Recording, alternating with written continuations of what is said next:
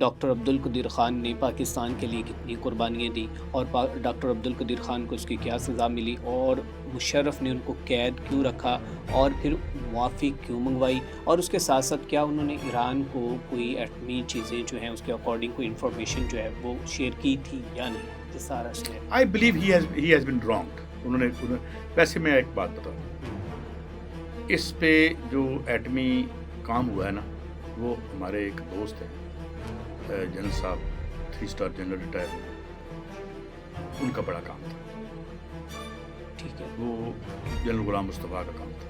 ٹھیک ہے، اور وہ پرسنلی انہوں نے اس میں بہت کنٹریبیوٹ کیا تھا. ٹھیک ہے، اس کا کنٹریبیوشن بھی ہوگا، مجھے نہیں پتہ، میں اس پہ I am not privy to it کہ یہ کتنے تھے یا کتنے نہیں تھے، لیکن بہرحال آئی تھنک جو سلوک تھا وہ درست نہیں تھا. ڈاکٹر عبدالقدیر وہ خان سلوک درست نہیں تھا. اب دیکھیں نا، مثال کے طور پہ امریکہ پر اگر ہوتا تو امریکہ تو ایسے نہ کرتا، ٹھیک ہے.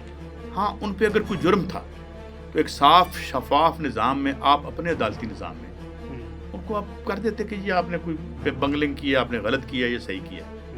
تو وہ جو ایک اسپیکٹیکل بنایا گیا، ہم نے اپنا تماشا خود بنایا، میں اتنا ہی کہوں گا جو معافی منگوائی. لیکن بات یہ ہے کہ پاکستانی فوج کا اور اس وقت کے میں سمجھتا ہوں جنرل صاحب کا بڑا کام تھا.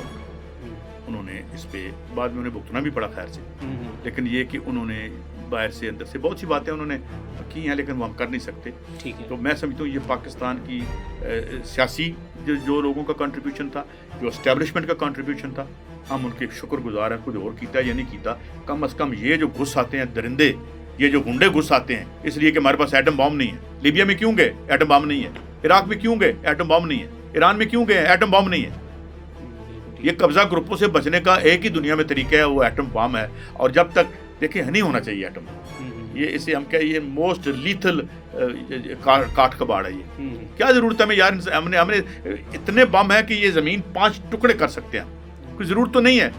مگر یہ ان ٹرمپ اینڈ کمپنی یہو اور ان لوگوں کے لالچ کا ہم کیا کریں کہ ان سے بچنے کے لیے ہمیں بم چاہیے. سر، بم ہونے کے باوجود بھی آپ کو لگتا ہے کہ ہم دلیر ہیں؟ ہمارے قوم تو بڑی دلیر ہے، یہ مجھے بھی میں آپ کو ایک بات بتاؤں، لیکن ہمارے میں ایک فوجیوں کے خاندان میں سی، چکوال میں سی. ٹھیک ہے، تو اس میں میرے شہید بھی ہیں، میرے بھانجے ہیں جو فوج میں بہت زیادہ ہیں. تو جس طرح سے وہ لڑے 71 میں لڑے، آپ کو پتہ ہے ایک ہمارے کون تھے افسر جس کے بارے میں انڈیا سے انہوں نے کہا تھا کہ بھئی ایسا کوئی، انہوں نے کہا کہ ان کو آپ ڈیکوریٹ کریں، یہ جو 71 کی لڑائی تھی. تو میں یہ سمجھتا ہوں ہمارے فٹ سولجرز، اور میں جاتے جاتے آپ کو ایک بات بتا دوں، اس پاکستان بننے میں قائد اعظم اور سب کا بڑا ہوگا، سب کا ہے، سب کا بڑا ہے، مگر سب سے بڑا کنٹریبیوشن پتہ ہے کس کا تھا؟ 18 فروری 1946 ایک جہازیوں کی بغاوت ہوئی تھی. رائل انڈین نیوی میں ایک جہازوں پر بغاوت کرتی تھی. اس بغاوت کو جو لیڈ کر رہا تھا وہ پیٹی افسر ایس احمد تھا اور ایک مدن سنگھ تھے.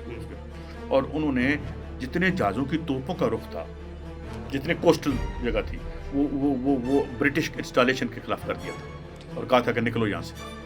اور ان کے ساتھ گاندھی نے بہت برا سلوک کیا. اور اس کے بعد جو یہاں کمانڈر ان چیف تھا، تب کمانڈر ان چیف کہتے ہیں، اس نے ادھر پرائم منسٹر کو کہا کہ میں اب سب کانٹیننٹ کو 4 دن سے بھی زیادہ نہیں رکھ سکتا. اور میں آپ کو اور بات بتاؤں، بدترین بات یہ ہے کہ نہ انڈیا کے سلیبس میں یہ پڑھایا جاتا ہے، نہ پاکستان کے سلیبس میں پڑھایا جاتا ہے. اور میں ان کا آخری اعلامیہ جب انہوں نے ہتھیار ڈالے، جب ان کی مدد نہیں کی پولیٹیکل لیڈرشپ نے تو انہوں نے ہتھیار ڈالے، تو ایک آخری اعلامیہ تھا ان کا، وہ میں کسی دن اگلے دن آ جاؤں گا، میں لے آؤں گا، وہ میں آپ کو پڑھاؤں گا، آپ رو پڑیں گے کہ انہوں نے کیا کہا تھا. تو یہ اس ملک میں جو جہازیوں اور فوجیوں کی بغاوت تھی، وہ سب سے بڑی وجہ تھی اس ملک کے میں گورے کے بھاگنے کی. تو اس لیے چیزوں کو پرسپیکٹو میں رکھنا چاہیے. ٹھیک ہے.